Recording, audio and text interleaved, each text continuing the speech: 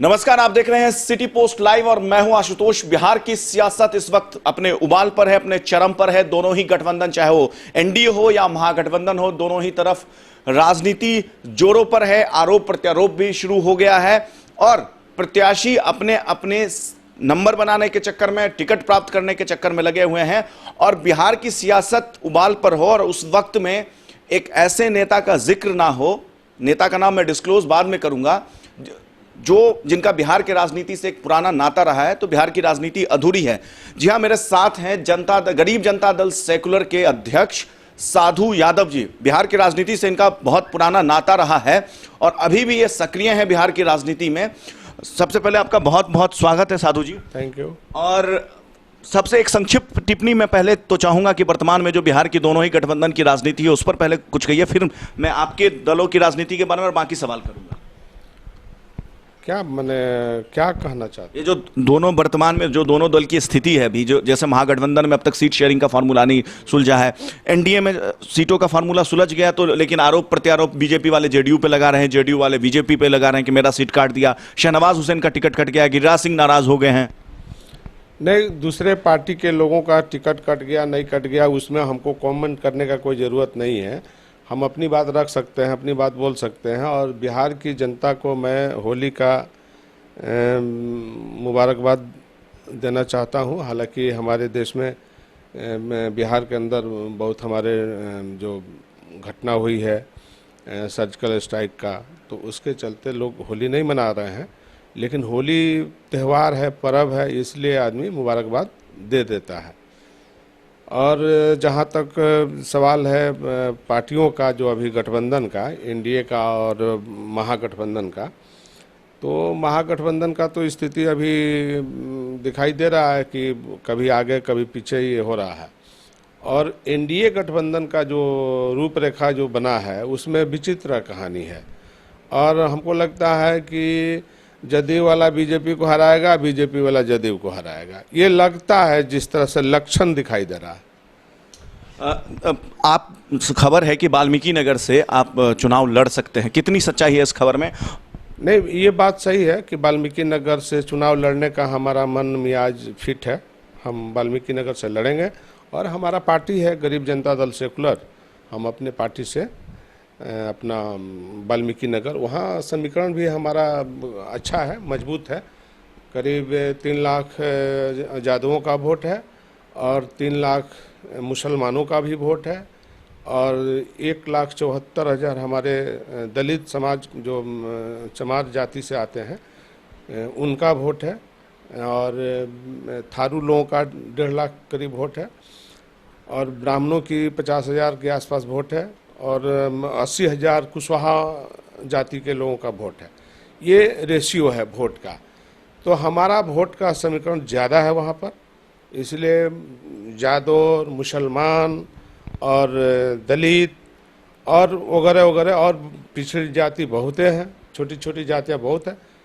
हमारा संख्या वहाँ मजबूत है, इसलिए हम चुनाव वहाँ वाल्मीकि नगर से फाइट करने का मन बनाया है।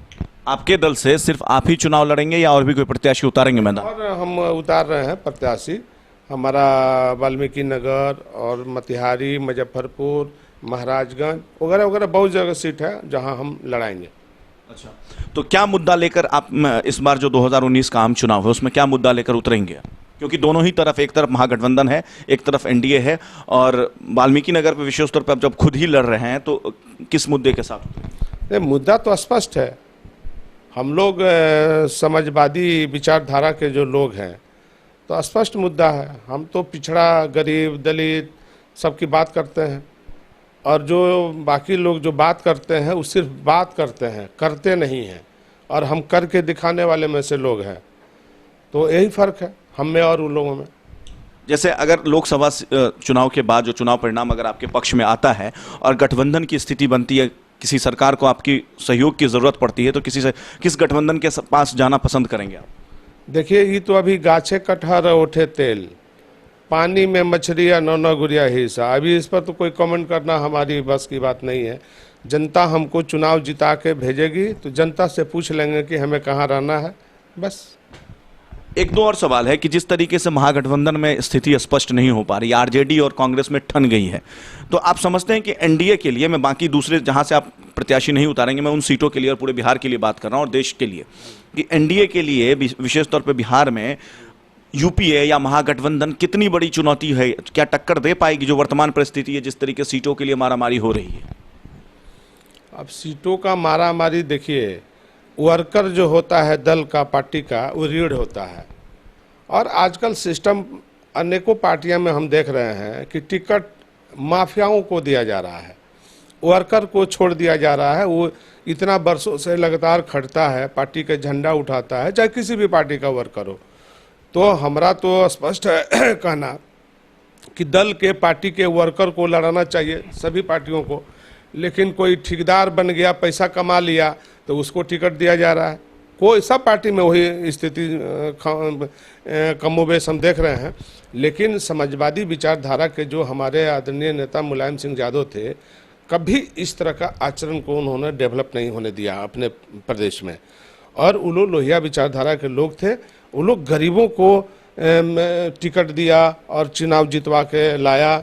लेकिन ये पैसा का बाजार ये इतना फैल रहा है, और कांग्रेस पार्टी में भी पैसा का बाजार नहीं चलता है। लेकिन देख रहे हैं कि ये जितना छोटका दल है, और ये अब तो बीजेपी में भी शुरू हो गया है पैसा का बाजार। तो ये देख रहे हैं कि माफिया जितने हैं, रोड ठेकेदारी करने वाले, सड़क बनाने वाले, पुल बनाने वाले, ये पैसा कमा रहे हैं और उनको उनसे पैसा लेकर के टिकट दिया जा रहा है। तो ये दुर्भाग्य है प्रदेश और देश का। और सभी पार्टियों से मेरा यही निवेदन रहेगा कि इस तरह का आचरण को रोकना चाहिए। जब आप पार्टी में पैसा आप लेते हैं, चंदा कलेक्ट करते हैं, या आप दिखाते भी हैं कि हमको इतना पैसा फंड आया सदस्यता के माध्यम से, तो फिर आप पैसा ले रहे हैं। ये गलत आचरण हो गया है सभी पार्टी को। जिस वर्कर का इच्छा होगा कि हमको भी चुनाव लड़ना है और हमको एमपी बनना है, या संसद में जाना है, या विधानसभा में जाना है, तब तो उसका इच्छा मर जाएगा। किसी को चाहते हुए इच्छा को आप दबा रहे हैं, ख़त्म कर रहे हैं ये सारी चीज़ों को लागू करके। इसलिए हम निवेदन करेंगे, और बिहार के लोगों से, देश के लोगों से, जहाँ तक मेरी आवाज़ पहुँचेगी, मैं ये ज़रूर कहूँगा कि किसी भी पार्टी का वर्कर है, वर्कर को आप सम्मान करो, न कि आप माफिया, ठेकेदार सबको आप लड़ा दीजिएगा। तो बाकी जो गरीब गुरबा जिस पर आप बहस करते हैं, आप बात करते हैं कि हम गरीबों के हिमायती हैं, हम आरक्षण के हिमायती हैं, हम इसका हिमायती हैं, तो ये तो बेकार की बात आप बोलते हैं। जब आप माफियाओं को ही टिकट दे करके चुनाव लड़ाएंगे, तो गरीब लोग कहाँ जाएंगे, कहाँ से लड़ेंगे, कौन पैसा देगा उनको? इसलिए इस सारे चीज़ों को सभी पार्टियों से मेरा आग्रह है कि वर्कर को तरजीह देना चाहिए। तेज प्रताप जी अचानक फिर अदृश्य हो गए हैं। पहले बीच में उन्होंने जनता दरबार लगाया, सक्रिय हुए थे, जेपी आंदोलन के तर्ज पे उन्होंने एलपी आंदोलन शुरू किया था, लेकिन फिर वो अचानक तीर्थ यात्रा पे निकल गए हैं। तो क्या कारण है कि अचानक जब चुनावी मौसम आता है तो तेज प्रताप यादव पार्टी के काम काजों से या राजनीति में सक्रियता से दूर हो जाते हैं और तीर्थ पे निकल जाते हैं? अब ये सब चीज़ बच्चों के बारे में हम नहीं कुछ बोलेंगे, कोई कमेंट नहीं कर सकते, कहाँ कौन क्या कर रहा है, इसे कुछ नहीं बोलेंगे। एक बड़ा आपका अनुभव रहा है बिहार की राजनीति में, एक लंबा अनुभव रहा है कि आखिर क्या कारण है? क्या लालू यादव बाहर नहीं है, जेल में हैं, या मतलब रिम्स में इलाज करा रहे हैं, और तेजस्वी अभी उस लेवल पे मैच्योर नहीं हुए? इस कारण से ये जो राजनीतिक संकट है इस वक्त महागठबंधन में कि टूट के कगार पे, क्या देखते हैं आप? एक गैर राजनीतिक कमेंट में चाहता हूँ आपकी तरफ से। देखिए, हमको तो नहीं लगता है कि टूट के कगार पर है। गठबंधन तो बनना चाहिए, चूँकि देश में एनडीए और यूपीए का जो फार्मूला चला है उसको रहना चाहिए। और हमारे समझ से जो देश में अभी हालात पैदा हुआ है उसे लड़ना चाहिए। तो वर्तमान में जो देश की हालत है वो आप ठीक नहीं मानते एक तरीके से? बिल्कुल ठीक नहीं है, देश का हालत खराब है और देश के पक्ष में हालात नहीं है। तो 2019 में आप जो चुनाव है 2019 में जो मई में 23 मई के बाद रिजल्ट आएगा, तो उसमें आप चाहते हैं कि बीजेपी की सरकार एक तरीके से ना बने, भारतीय जनता पार्टी? देखिए, जनता को बनाना है और जनता को बिगाड़ना है। जनता किसको पसंद करती है, जनता किसको नहीं पसंद करती है, ये चुनाव आया है, इसी में तय हो जाएगा। एक आखिरी प्रश्न है, आपके राजनीतिक दल जो है उसका 2020 का विधानसभा चुनाव है, तो साधु यादव की बिहार की राजनीति में सक्रियता कैसे और बढ़ेगी? बढ़ेगी। हम पार्टी बनाए हैं 15 के इलेक्शन में बना है पार्टी, पार्टी नहीं है। बहुत सारे मकसद को हम लोगों ने दाब के रखा अभी तक, लेकिन इस चीज़ों से अब क्लियर हो गया है कि हमको अब गाँवों में और जिलों में जाना पड़ेगा और मेहनत करना पड़ेगा, अपनी पार्टी के साख को बढ़ाना पड़ेगा। नहीं तो आजकल देख रहे हैं ना, हवाई सब आ रहा है। अभी कोनो हेलीकॉप्टर के नाम पर, किसी चीज़ के नाम पर उससे गठबंधन लोग कर रहे हैं, जिसका कोई वजूद नहीं है। समियाना टेंट गाड़ने वाला को पार्टी महागठबंधन में लिया करके शामिल करके इसको लोग सिंबल दे रहे हैं, हिस्सेदारी और शेयर दे रहे हैं। तो इस तरह के लोगों का जमघट हो रहा है, मुझे पसंद नहीं है ये सब चीज़। मतलब जो मुकेश सहनी जिस तरीके से दबाव बना रहे हैं, उनका ही काम है, टेंट हाउस का काम है। ये लोग का कोई वजूद नहीं है। ये लोग कहिया के वर्कर हैं पार्टी के, दल के। ये लोग तो बॉम्बे में अपना सिनेमा में काम करने वाले लोग हैं, और सिनेमा वाले जितने काम करते हैं देखते हैं, एक आदमी 100 आदमी को मारता है। तो ये फलसे न है, फर्जी है। तो इसी तरह से ये लोग का फर्जी गठबंधन बन रहा है। हमको तो नहीं लगता है कि लोग में कोई दम है, खम है। साधु यादव को अगर आने वाले टाइम में विधानसभा चुनाव के लिए या आने वाले किसी भी समय में कोई राजनीतिक गठबंधन की विकल्प कोई ऑफर करता है, तो जाएंगे वो किसी गठबंधन? बिल्कुल, अगर कोई हमको ऑफर करेगा, बात करेगा, तो हम बात करेंगे, तैयार रहेंगे। ऐसा कोई बात नहीं है। क्या एजेंडा रहेगा गठबंधन का? मुद्दा किन मुद्दों? अरे मुद्दा तो स्पष्ट है, गरीबी अमीरी स्पष्ट दिखाई देता है। हम लोग गरीब के पक्षधर हैं, हमारा गरीब दल भी है। इसलिए हम जो भी बात करेंगे, रोटी कपड़ा मकान, सबको इज्जत और सम्मान, सबको रोजगार, सबको काम, सबको शिक्षा, सबको स्वास्थ्य, ये हमारा मुद्दा रहेगा। चलिए, वैसे मेरा आखिरी प्रश्न था, लेकिन एक प्रश्न और पूछ लेता हूं, चूंकि आपने गरीबी का जिक्र किया। हाल ही में सरकार ने गरीब सवर्ण आरक्षण जो है, पुअर जो फॉरवर्ड इकोनॉमिक पुअर होते हैं, उनके लिए 10% आरक्षण की प्रावधान किया है संविधान में संशोधन करके। तो आप इसके पक्ष में, गरीब सवर्णों को हक मिलना चाहिए कि नहीं? अच्छा ये बताइए, हम तो गरीब के बात कर ही रहे हैं, लेकिन जब बात आपने छेड़ दिया तो स्पष्ट बताइए कि अगर शेयरिंग की बात हो, अगर ईमानदारी से हाथ रख के बात किया जाए, तो नीतीश कुमार जी भी बोलते हैं कि मैं पिछड़ा के नेता हूँ, और लालू यादव जी बोलते हैं कि मैं पिछड़ा के नेता हूँ, और पिछड़ा के नेता मायावती जी भी हैं, और पिछड़ा के नेता अखिलेश जी भी हैं, रामविलास पासवान जी भी हैं, शरद यादव जी भी हैं। तो सब पिछड़ा की तो बात लोग करता है, लेकिन पिछड़ा की जब बारी आती है तो कहाँ पिछड़ा का हक मिलता है? आप दिखा दीजिए साबित करके, और कहिए तो मैं नाम गिनाऊंगा तो आपको खराब लगेगा। तो इस तरह से नहीं चलता है पार्टी, सरकार, दल, बहुत सारा चीज़ सोचना पड़ता है।